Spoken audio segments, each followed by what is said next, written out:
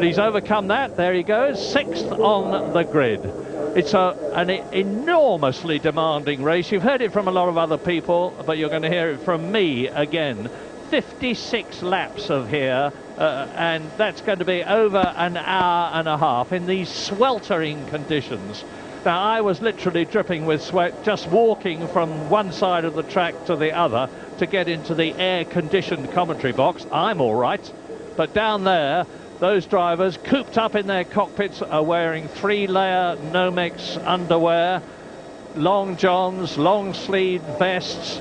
They've got overalls on top of that. They've got the balaclava, they've got the helmet, they've got the gloves, the boots, and they're totally cooped in the cockpit for safety reasons. It's going to be about 50 degrees in the cockpit and massively difficult. I thought I'd walked into the wrong commentary box, Mary. You were talking about underwear as I came through the door. I was on the wrong show there for a moment. Literally, I've just walked in, so I'm not absolutely clear what you were talking about. I was just saying it's going to be jolly difficult for them because it's so swelteringly hot. Well, you're sweating. I mean, it's coming through your shirt. I know, I'm absolutely saturated. Literally just walking over from the other side of the racetrack. It's incredibly hot here. Now, I was going to say, far be it from me to accuse Senna of gamesmanship. It did idly cross my mind that if he had gear change trouble, it might have been convenient for him if the engine had stopped and he'd indicated that he'd stalled and therefore the start would be aborted. But, and I really am guessing, the fact that they're pushing the car away seems to indicate that there might be clutch trouble. What's going on there, I can't imagine. I imagine somebody is supposed to be on the...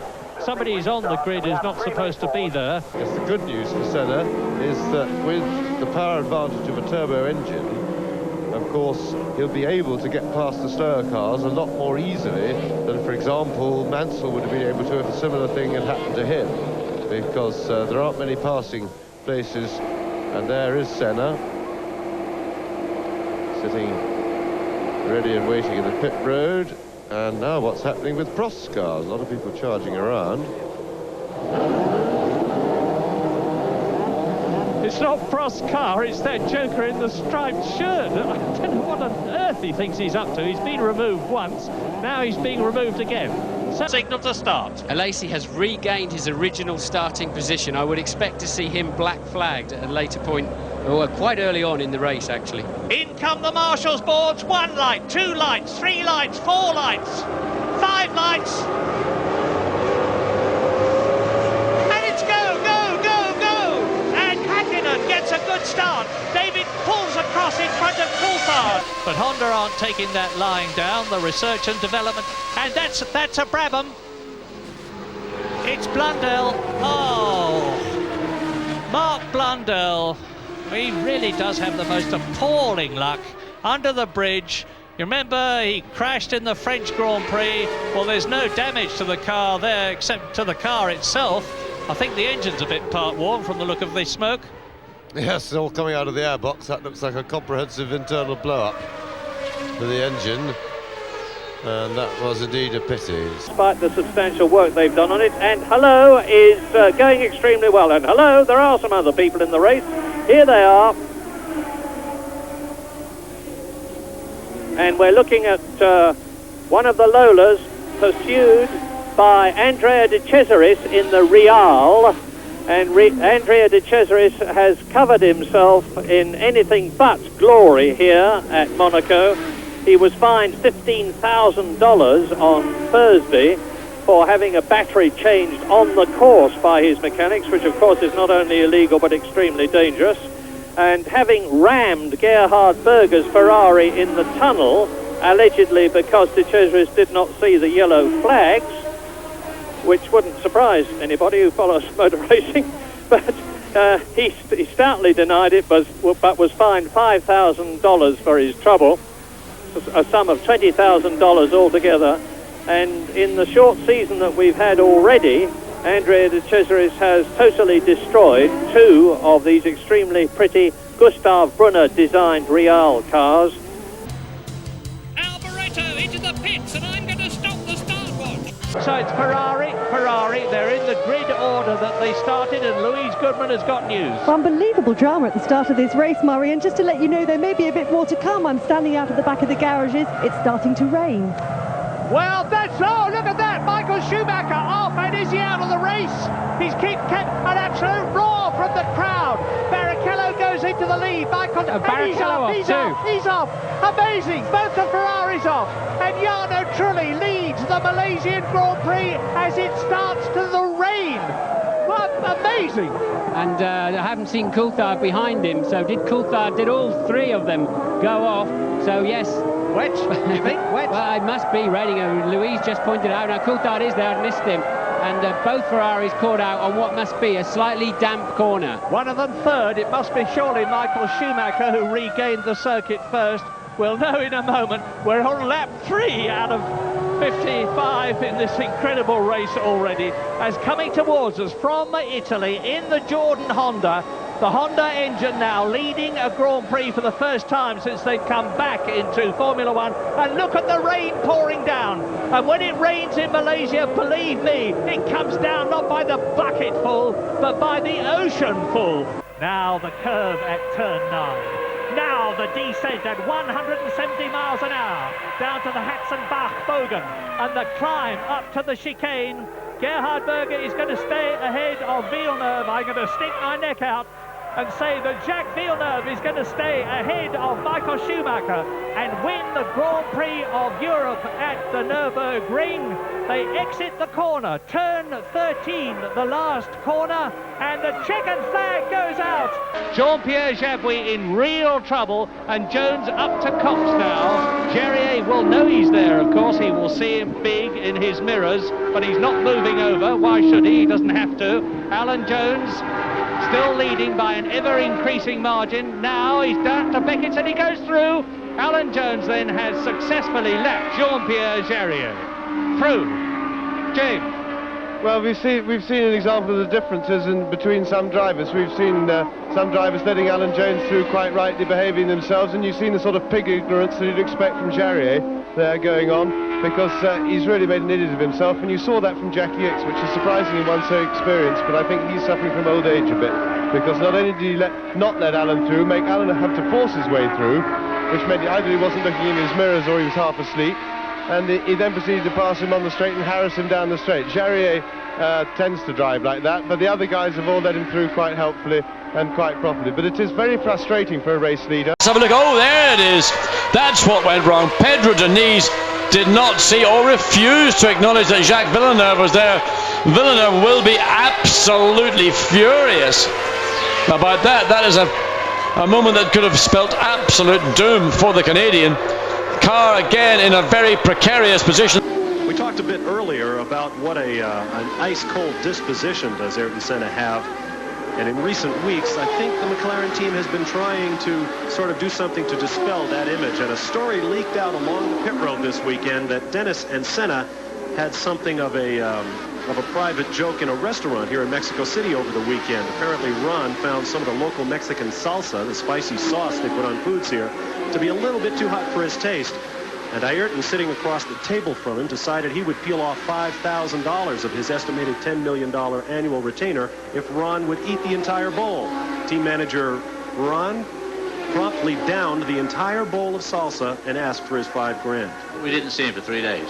No, that's true. He has had we can hear him coming. Bit of a pallid complexion from Ron Dennis this weekend. Of course, $5 grand is probably a tip for Ayrton Senna these days. That third position of his, keeping ahead of Michael Schumacher. That's the name of the game. There is Wurz. Here is Michael Schumacher. The gap between them as they go over the line, just about 4 seconds. Rubens Barrichello is still there behind them. Well, Wurz going faster again at 1:25.3. You have to be careful when you do that, because you're 44 laps into the race and your team boss gets the computer sheets later in the week and says, excuse me, why could you suddenly find a second a lap? Do you realise how many hundreds of thousands of pounds I've got to spend to find you a second a lap, and you weren't pushing to the absolute limit? That is because I am a new boy and I am learning all the time, David, is the answer to that. And boy, just when he needed it most, Alain Prost swept the table, takes the pole at record time, and now extends his own record for Formula One victories with his 37th. Well, my telephone number is Switzerland, and I am waiting for the phone call. I am not driving for McLaren anymore. And here we see the start from on board with Gerhard Berger. And as ever, action all around the circuit.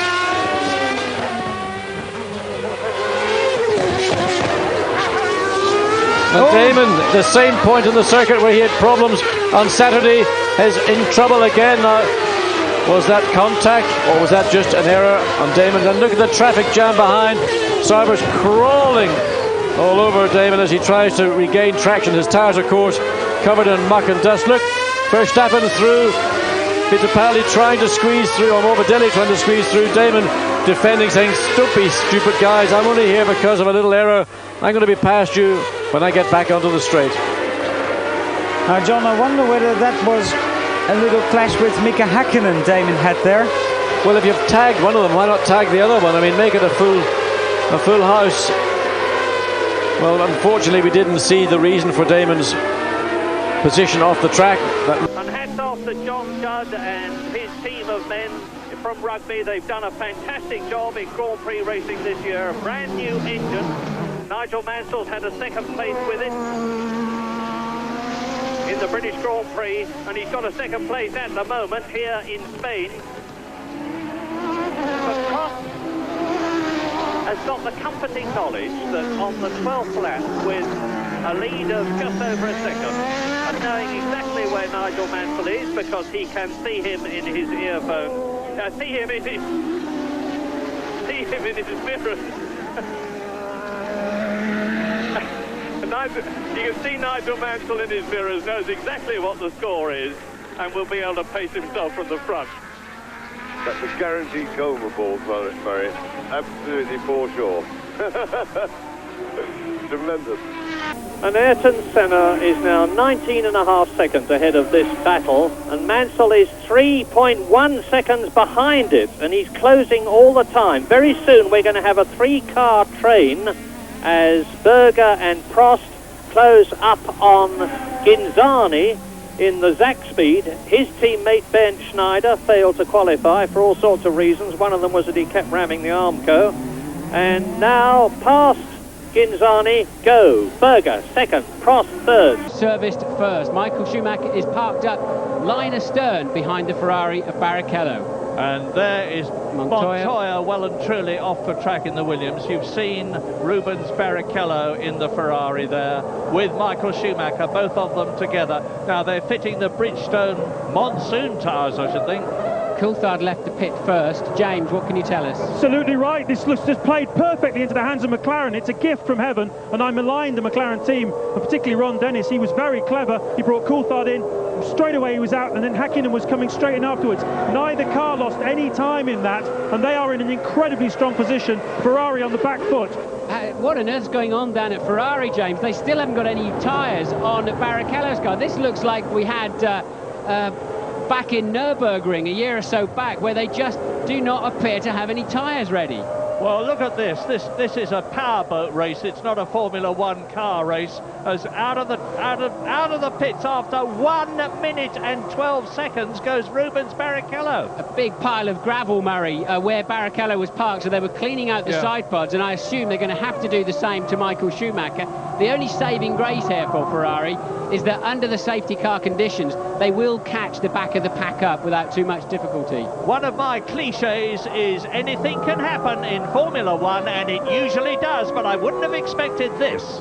Just to go past, and eventually Sebastian Vettel will go past. Mark Webber still trundling back towards the pits, and effectively this race, his wheels come off, and the wheels actually come off that Red Bull, and he parks up right by where he stopped yesterday, and the tyre rolls across the track. It is all happening here in China today. The tyre wanted to carry on, didn't it? But unfortunately it's not going to get too far. It wasn't suspension failure, it was actually just the wheel wasn't on. Got so close to wiping a few other people out. Prost is attacking again as they come out of the new chicane down to the back. He's now almost close enough if he's where he is now when they come out of the Rascasse, which they are approaching, and René Arnoux is in the way as usual. Yes, exactly. I think when they were sitting on the grid and they heard that Arnoux had stopped in the tunnel, there was a big sigh of relief from everybody. They thought that's one troublemaker out of the race, but to everybody's dismay, he's back in, and he was, as usual, getting in the way. But Prost... We hope we should be looking at Senna now, not at Prost. Prost is leading. Now, here he is. He's saying, I wish I could lip read. I can't even see his lips. There's Ron Dennis bending over at the right. This is out gets Senna for whatever reason, and I just hope we can get a message about this. I hope we can get a message. Ayrton Senna with rage and impotent fury etched in every line of his body, reluctantly drags himself out of the McLaren to finish the Brazilian Grand Prix. And Capelli got very brave then because he was having a look up the inside of Patrese. Patrese was back to his old tricks yesterday in qualifying when he had an incident with Julian Bailey. He passed Julian Bailey in practice and wasn't happy with the way Bailey had behaved, and then brake tested him, which is a really childish thing to do. And happily he got seriously fined for it, but it really was just unbelievable to a driver as experienced as he should do that. I'm certainly impressed with Capelli's bravery because after Patrese's performance yesterday, I'm amazed that anybody would dare to try and overtake him. Yeah, Patrese that you're looking at got fined $10,000 yesterday. Which wasn't nearly enough. They could have added a couple of noughts because he could have killed Julian Bailey. And that was really, really childish. So he's just gone wide on the marbles. Oh, you can't do that. Steering column is actually broken, Martin. Look at that. Steering has come off in his hands. It's still connected to the front, but the actual support... Yeah, but is it any surprise? Look at this thing. He's just going to take off. You can't come back on flat out.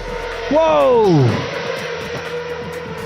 Well, he must be the rudderless Russian then, because the steering wheel's sitting in his lap. It's still a long time to go. There's still time for any of the top six to strike some sort of problem, and there is one! My goodness, back goes that's Alio.